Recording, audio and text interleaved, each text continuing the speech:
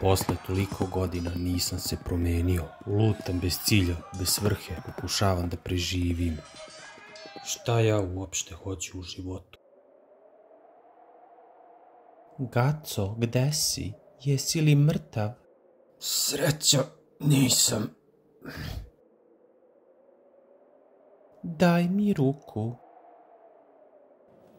Hop. Gaco, jesi li ikada razmišljao koliko naš život vredi? Većina ljudi živi od danas do sutra, na istom poslu, jureći dnevnicu i tako u krug, bez nekog većeg cilja. Svi smo mi vezani tim lancem, radimo da preživimo i tako do naše smrti. A vreme prolazi i kada prođe, mi ćemo ostati zaboravljeni u prašini tog vremena. Jesmo li onda ikada živjeli ili smo samo postojali? Ne želim samo da postojim, Gaco. Želim slobodu, jer samo slobodan čovek je živ čovek, a živ čovek može postati sve, čak i Bog.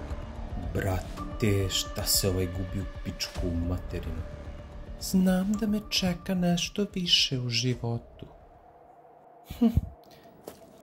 Smešno je kako nikome ovo pre nisam rekao. Samo tebi. Samo slobodan čovek je živ čovek. Šta mu to znači? Gaco! A? Gaco, ti si! Joj! Koji ti je bre kurac mali? Šta hoćeš? Gaco, jesi čuo? Grife te ju napredio u šefa. Ma zabole me za šefovanje. Nemoj tako! Ti si došao pre neki dan, a već si postao šef. Svaka čast, gazda Gaco! Hvala, mali.